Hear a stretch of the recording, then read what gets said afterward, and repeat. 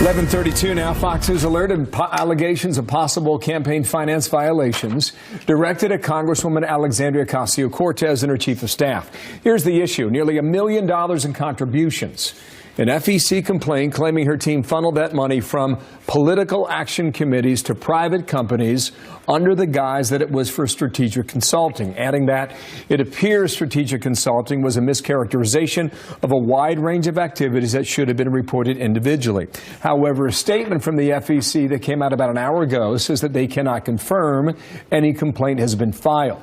Jason Chaffetz, former congressman, Utah Fox News contributor. Sir, thank you for your time. Perfect guy for this job based on your experience in Washington. Absent her case specifically, how does something like this work, Jason? Well, the allegation is you have a campaign that's run by, in this case, AOC and her now chief of staff, and then they set up two PACs. Now, it's common but not frequent that people will set up PACs as a freshman.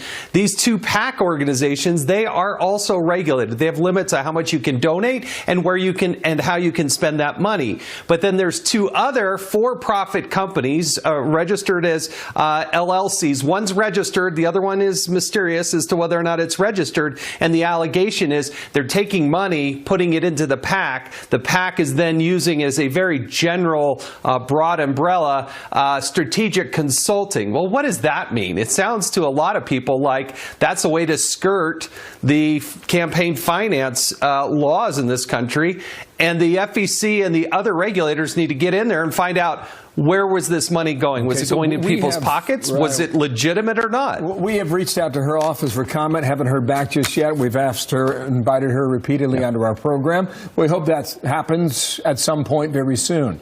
Now, could this be an innocent explanation? That we're just moving money around because this supports the same cause, and you could use that rationale to protect yourself?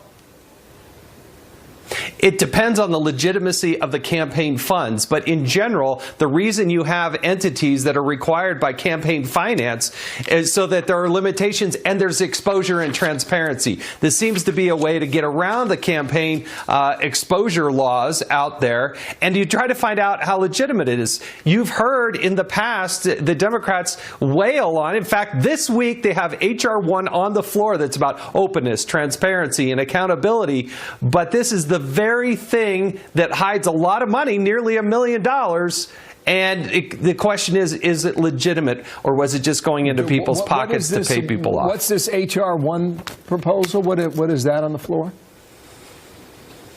It's the big signature bill. Nancy Pelosi, it's her signature bill. It's Congressman Sarbanes who's putting it on the floor. But starting tomorrow, they're going to have debates, and then they're going to vote on it and send it over to the Senate. It's not going anywhere in the Senate. It is a huge, long bill, but it's how they want to transfer the way we do business and campaigns in this country and change it essentially in favor of the way the Democrats like to run.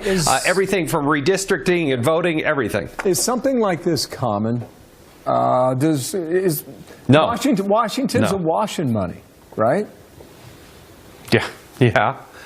No doubt it is, and AOC has been a unique candidate, but the common thread here is her chief of staff. He was involved in the Bernie Sanders campaign. He was evidently a multimillionaire coming in from Silicon Valley. Good for him. More power to him for that. But to set up these organizations in this shell game, that's highly unusual, and at least on the surface, it creates a lot of suspicion. I'm not saying they're guilty of it, but the authorities have to look at it. Okay, Jason, thank you so much. We'll run it down, figure out where it leads, okay? Thank you, sir.